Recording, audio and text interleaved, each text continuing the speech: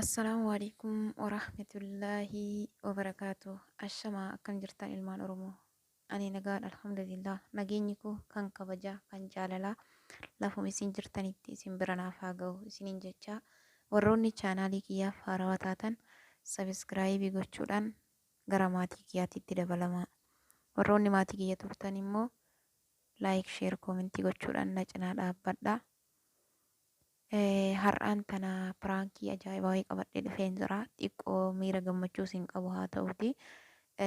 Baay'een qalbii dhaabee jira waan ta'eef dirqama waraabuu barbaade malee gammachuus hin qabu. Maaliif yoo naan jettanii uummata keenya dhumaa jiru. Uummata keenya Wallagga keessatti dhumataa jiraniif qabeenya isaanii saamamee gidiraa fi rakkoo cimaa irra gahaa jiru. Hedduuta kana gaddisiisee miira keessaan ture. Kanaaf sagaleen kiyyallee jijjiiramee jira baay'ee. Kanaaf ani jalqaba yaadee kan hin ture kaleessa dheengadda yaadee ture. Kaleessa ammootu isii irratti barreesse jechuudha. Suusii irratti xiqqoo sii gadda wayii keessa jiran jedheen hin ture. Maa inni isiin naan jennaan abbaa mucaa kiyyaateetu du'e maal jedheetiin piraankii waan irratti dalaguu yaadeef akkas jedheen hin ture. Baay'ee cinqamte isiin na gaafatte jennaan jechuudha. Amma ammootu kallattii maal irratti bilbilee wajjin dubbadha. Kanaaf akkasiillee yeroo dheeraadhaaf gadda keessa hin turre irra deddeebitee kaleessallee naa barreessaa turte bilbilaa turte har'allee akkasumatti naa barreessaa turte jechuudha. Yoo isin na jalaa kaafte viidiyoo isinitti hin dheeressu gabaabseetumaan piraankicha maal akka inni ta'u walumaan laalla na wajjin tura.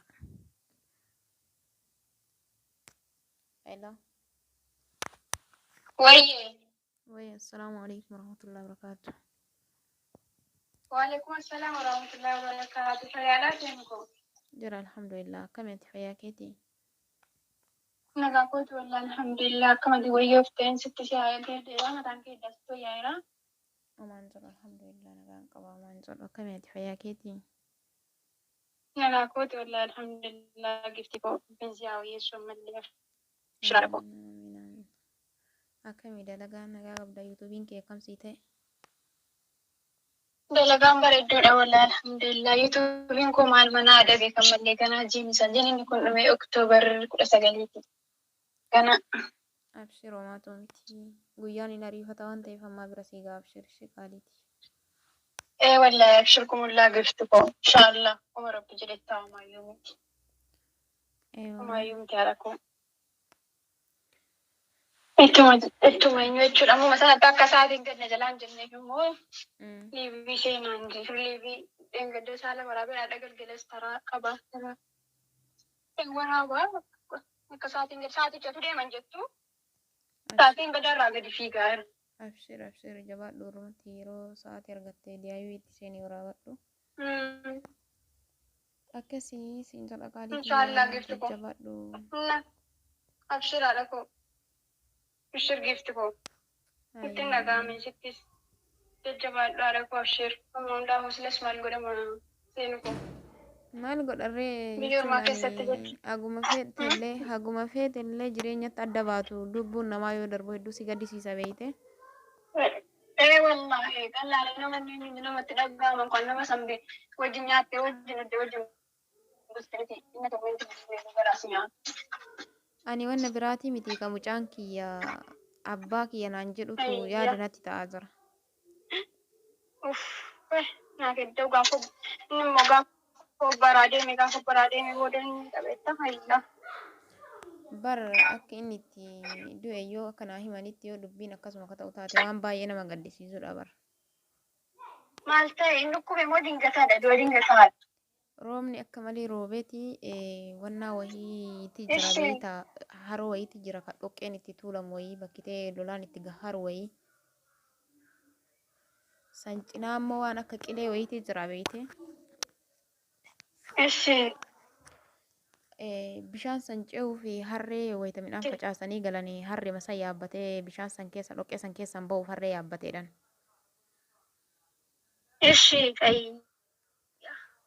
Egasii harreen sun jechi wannaa dammayxee simbirree wayiitu shookaa jalaa bir jedheedhanii isii dammaqee achumaan qilee sanitti gattareedhaan harreen. Wayyoo yaa rabbii koo. Boolla sanatti gadi caccabde gaa. waan baay'ee nama gaddisiisa. Hedduu takka Ulee qalbii badee kiyyaa. laali boolla isanuu asii gadi gizee asii gadi kufanu immoo boollatti gizee gadi kufanu lamu maal gaafatta gaa seenaa kooyyaa. Hedduu qalbiin kiyya na cabe. Homaa gochuu hin danda'u maaliin godha. Bakkumatti. Maal godhama seena koo rabbi irraa Bakkumatti tasaa jedhan godhu. innii fi harreen Du'aa illee ifadhu bakkumatti. maal godhama. Harree fi inni illee bakkumatti lubbuun keessa mootina. Wayyoo weh na nyaatu haadha koo. Weh. Maal godhama sila sigaa rabbiin qada garuu sababadha inni isaaf rabbumatu sila kanaan duute jedheenyu hedheera. Garuu immoo sababa namatti taagaa namni hadha gisee nagaa manaa Waan hin jedheenii fi waan hin jedhee arrabsee waan ani isaan jechaa ture hundatu garaa kiyya na gubaa osoo dhiifaman gaafatiin osoo dhiifaman hin jedheen. na nyaatu.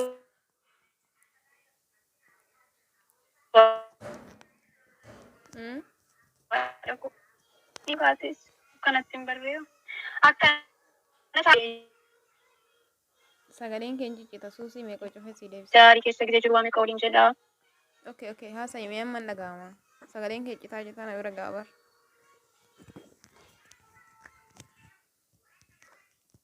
Gisee namni gisee jiru gisee lubbuun jiru maal seeta beektaa na akka kanatti yaadamu yaani gisee aarii keessa jirtu waan namaan jettu eenyu jettuun tariin waddii gisee dabarfatetti keessa deebi'ee siin miidha beektaa namni gisee lubbuun jiruttis gisee maal jiruttis akkanatti yaaddu waama feene waliin jedhama maal jettu.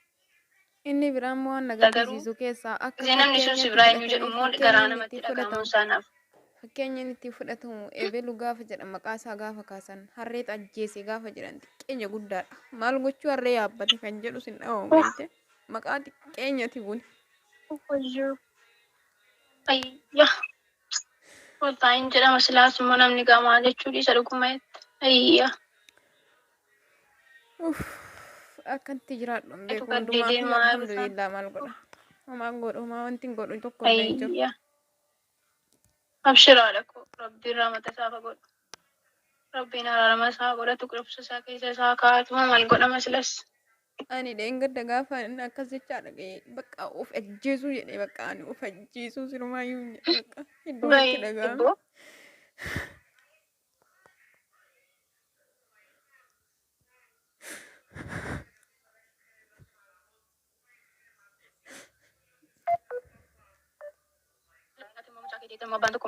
Jiraachuu qabdu. Maaliin godha homaa wanni hin godhu tokko illee hin jiru hundumaaf iyyuu nan jiraadha gubachaa. Shiraadha kan koo. Mucaan isaa rabbiin siifa guddisuu haadha koo iddee isaa immoo laalta. Inni illee immoo isumaan abdataa sitti yoo abbaa dhaballee haadha koo jedha. Haadha isaa baas taatee kan dirqamni sirra jiru siyyaati immoo jiraachuu fi qabda. Abbaa malee guddata jechuudha ilmi kiyya amma booda. Abshiraadha kan koo. Abshir. Deemu satti. Ati immoo bakka haadhaasa bakka abbaas hin buutaa. Abshiraadha kan koo sitti nagaamu seenuu koo dara. Sitti nagaamu gifti koo. Jajjabaadhu beekaatu obsa barsiisatti biyyoon maatii sadarkaadhaatti. Jajjabeessi. Koo. Boina daraara koo. Gorseen koo rabbumatu jira. Mataan koo Jajjabeessuu qabda. Dirqama of jajjabeessuudha. Waan rabbi fidama maal godhama sila. mataan koo na garagalee akka kalee wayisaan natti himanii irraa kunoo mataan kee na garagalee. Maas garagalu dhiisa kaasee koo namni mana sitti dhagaa. Sitti dhagaa adeemu sitti dhagaa mataa isaa sitti dhagaa garuu obsuu qabda yaani boossee humtatti fidduun jiru seenu koo boo'ichi immoo ajaadha isaafuu ajaadha boo'ichi du'aa hiikadhuu fi waan hundayyuu bakka waan tokko irratti immoo inshaallah rabbiin fayyaa sii kennee binnaanatti immoo ofii keetii immoo akka mucaa keetti hin dhaga'amne mucaan kan kee booddee akka inni aftuffee itti dhaga'ame maayii abbaa kootiin jenne bakka abbaas bakka haadhaas buutee mucaa kan kee rabbiin siifa guddisu bakka gaariidhaan rabbiin siif ga'ee si haa gammachiisu. Mucaa keetiif jechuun ati nagaa yoo qabaattedha kan mucaan kan kee nagaadhaan guddatee si gammachiisu. Ati mucaa keetiif haadhas abbaas taate kan yoo jajjabaattedha. Yoo jabdee of eenyu obsa barsiistee waan hunda irratti of eenyu jette malee waa danuu irratti immoo obsa barbaachisa keetti kan koo yoo obsaan gahee dhumaa fi isaaf du'aayii kadhataa. Amma dandeessitti sadaqaa kunaa fi waan hundaanuu jechuudha. Iddeessaa akka mucaa keetti hin dhaga'amneef immoo ofii keetii yoo obsitedha. Yoo ofii keetii jabaatte mucaa keetiitti akka ittiin dhaga'amne ta'a. Amiin amiin guddaa galatoomii qaaliitti yoo viidiyoo asii dawwalu.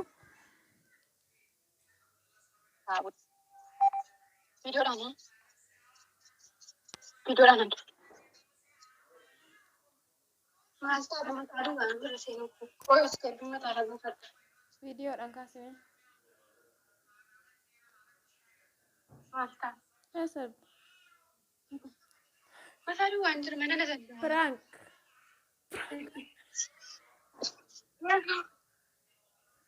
Alhamdulillah hin barbaadu anis.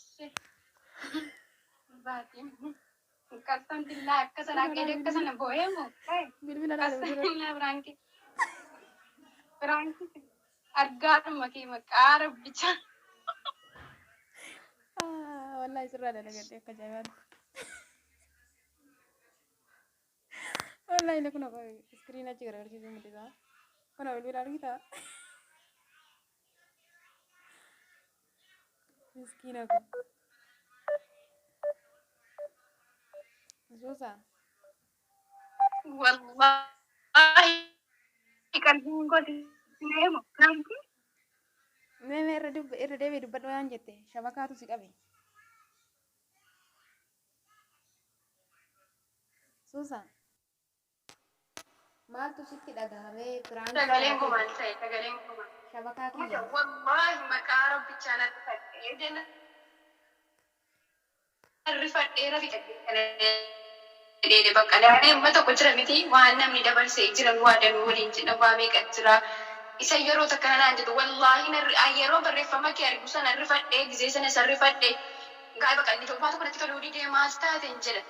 Maal taate isa gizee hin argine isa nammoo yaa rabbi ma'aan duran malee sayyuu miti gizeen barreeffama kee dhufee argu wallahi maqaa rabbi kootiin nan rifadhee nan dawwalee asan naqee nan dawwal dhaqeen xiyyaa gaafadhe seenaadhaan dhadhaasuuftee seenaan maal taateen jedheen seenaan maal taate maanaan jedhe maal taate seenaan irratti taateetti maasiin saatii lama dura. Oh my god. Ani immoo saatii ishee maal taate jiru dhufadhe bakka maal taate laata jedhe yaa rabbi maal taate ani immoo dafee hin qaqqabnee fi isin immoo namatti natti mattee maal taate kan jedhu tuurri fadhu dhageessaati dhufte naa dawwalte kan jedhe tuurri fadhu amma immoo Akkasii hundumaafuu biraanki taatee jirta wallahi biraanki hin jirre sitti dalagee sirratti dalagee yoo naa milkaa'e nama biraatti nimin viidiyoo kana gadi dhiisu irratti hin dalagaa xiyyaa irratti jechuudha. Yoo si mijaa'e waan jettuun dawwalteen waan akkanaati jedhiin itti himi jechuudhaati. Kanaaf hin kaleessi gaafadhe jetteen itti himta. Biraanki kana dhukkee kaasee uummata irratti illee nan dalaga. Maaliin godha beekta? Viidiyoo jalqaba waraabeetiin uummata irratti immoo biraanki dha'ee uummatatti hima. Kanaaf akkasii siin jedha qaaliin namaa. Waan sitti dhagahamee fi hordoftoota tiyya waan jettu yoo qabaatte itti fufi. Ani yeroo kamiin kolfe beekta? Yeroo harreetu lafaan isiin jedhu sannan kolfaa ture garuu bu'aan ture sagalee boo'ichaatiin fayyadame malee jechuudha. Susi? Wayii miskiina. naannessite rabbisii fadhiisu wallahi anni haa piraankitti jaanneen dhugaadhuman seerri fadhe wallahi nu argattee. Asumaaniin carraa kanatti fayyadamee si hima mucaaniin gaafa galgala bilbila keetiin dubbisee suni dhagaa hartaani. Mucaa kiyyaa miti obboleessa kiyya kaniin akka lubbuu tiyyaatitti jaaladhu. Ani neerumnellee ilmallee hin qabullee jaarsin irraa du'e illee hin jiru ilmi nanii qabu kabbaan irraa du'e illee hin jiru. Kanatti si nyaadhe malee ani waan akkanaa dhugaa osoo ta'e abbaa manaa kiyya osoo ta'e dhugaatti itti farrisu jechuudha. Kanaaf akkasii siin jira ani ilmallee hin qabu hin heerumnellee akkasitti si dalage karaa. Wallahi laa obboleessa Biraanki lama taate tokko abbaan mucaa du'e tokko mucaan qaba siin jechuu kiyya hundumaaf sitti dhagaame dubbadhu daqiiqaa dheeraa waraabee waan ta'eef. Daa'imman illee raajii wallahi tammaa kana rifadhee alumatti maal malaa saarta dhala rabbii amma ji'a kana hundanuu sobdeemoo. Walaa ani mucaa weessuun qaban siingilii dhageeftiiti. Seenaa wallahi ana miti Mandum daawwattoota biran keessatti. Kanaaf bilbilli sirriitti waa irratti fakkaatee gabaabsitii hordoftoota kiyya waan jettu yoo qabaatte. Hordoftoota seenaa waan isin duratti hojjette kana Isinitti mee fara amma wala wajjin deemee ituu isin akkanatti na buusistu dhugaadhaan kan namani caala isa kana caalayyuu isa fiigaa kana guutuu soddee kana maaliif akka dabaluu qofitti nu qopheessa. Namni amma wana itti baatee taa itti kana hunda baatee teessee hadha reeffuu dandeetti baay'eetti. Maashaallah tabarakallah rabbiin gaasii fakkeenya fuuldura maxxanfaa mana gaarii ilmoo gaarii bisti fakkenyu. Amin amin. Kan bakka ilmoo gaarii rabbiin si fakkenyu mana gaarii sabsi taqabu awwaalan jedhu wallaalee firaankii kee kana immoo sirraan kaffaladha inshaallah ishee. Shakkan na'ee kanatti nafu ani immoo dhiifama sii godhee baay'ee baay'ee rifadheen ture. Ayyee jechuun ani maal taate maaliin ta'e beektaa sanuu fuulli kiyyaa faasonni keellee sireessisii ta'uu danda'a xiqqoo ganama miira keessan ture beekte. Akkasiin siin jedha qaalii nama galatoomii yeroo biraa wal agarra asumaan viidiyoo gabaabsa. Jedheera. Obboleeyyan kiyya qaalii fi jaalatamoo kabajamoo warroonni natti uffata yoo jiraatan na of golcha wantichi piraankiidha. Akkuma jechuuf yaaletti akkuma isitti himuuf yaaletti ani abbaa manaas hin qabu ilmas hin qabu osoon kan hin qabaadhu taate waan akkanaa irratti hin farrisu. Kanaaf irraa dalagadheen jira jaarsa kiyya harreetu qileetti lixeerii lachinuu yeroo san du'an. Kanaaf akkas irraa dalagadheen jira piraankii ajaa'ibaatiin irratti dalagadhee abdiin qaba. Kanaaf like share gochuu subscribe na gochuun dagatina galatooma waan hanga xumura qophii kiyyaan waliin turtaniif hanga yeroo biraa deemnee wal agarrutti nagaan naa tura. Hedduun isin kabajaa hedduun isin jaaladha. Bye bye. Shabakaa suusii baay'ee rakkisaadha walitti dhaga'amuu hin dandeenye kanaaf hin qaxxaamuree nagaan naa tura.